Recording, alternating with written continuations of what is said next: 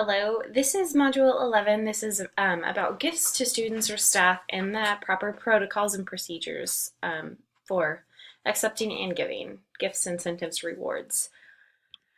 My first slide has, it addresses gifts to students specifically. So this kind of includes, the majority of this part is fundraising for students and student activities. So the only gifts that are given were fundraising incentives. So when that goal has been met, children, students are rewarded for their efforts to achieve that goal. So when success is present, students are able to receive some kind of reward for their hard work and initiative to get the fundraising goal met.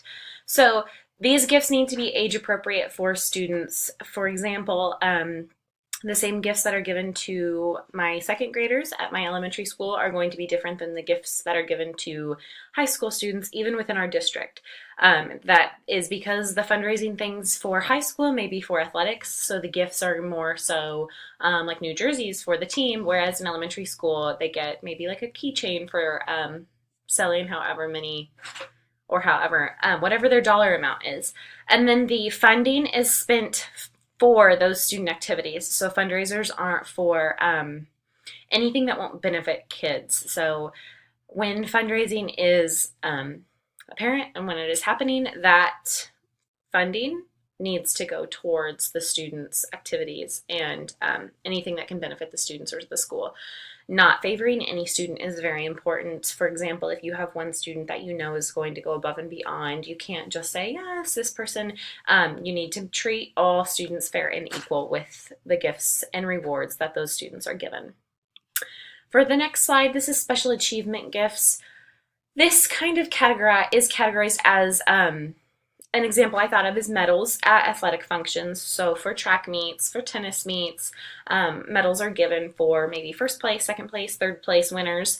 So those gifts are supplied by that specific activity, that activity funding. So if it's a tennis, then it's going to be provided from the athletic department or the tennis's financial whatever they have available for that tennis. Supplies for those achievements are given. So like I said, with any rewards or medals or any kind of ribbons that are given, that needs to be provided by whoever is putting on the event. So this could be donuts for NHS participants. So that means the NHS leaders, whoever is the sponsor of NHS, needs to use the NHS funding to provide those rewards, the donuts for the students. Funding from various activities, so that needs to be athletics, social clubs, or anything, etc. Maybe PTO is the one that's putting on the fundraiser. PTO needs to supply the gifts to the students. And again, they need to be age appropriate when they are provided to the students. Second graders are going to be getting something different than high schoolers would be getting. The next section is the special occasions for gifts that can be staff related. So with this, our school has like a school climate team, which is committee led. So one person's the chair of that committee and they kind of put on everything else for the school. So the funding can go for weddings, new family members, deaths in the family. We have had one where we've raised money for someone that just finished chemo treatments and the last of that before their next procedure is done. So we provide, the staff all decides if they want to chip in and maybe add money to that person, flowers, anything like that to kind of help promote our love and support to that specific staff member.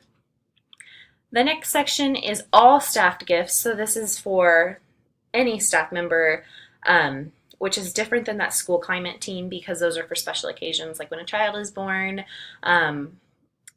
death in the family, anything like that. So this one is all staff gifts. This is paid by organizations such as PTO or fundraising or any donations that are given to the school or a specific committee. So for instance, our school has a Christmas present provided by the PTO. We get classroom games. We as teachers get our own little gift from PTO that it can be spent on classroom or personal. Just kind of a thank you mid-year for that. So this is put on by the specific organizations that decide to do that. This is not all school related. It is just the PTO or specific fundraising that has already been done throughout the year.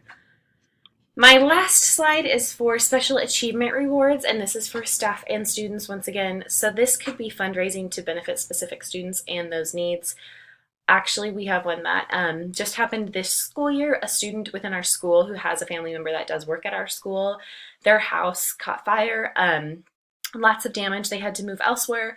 So our staff, as our school community, sent something out saying anyone that has any extra clothing donations, any games, anything like that. There were, I think, 5 children in the family, so any kind of donation was welcome.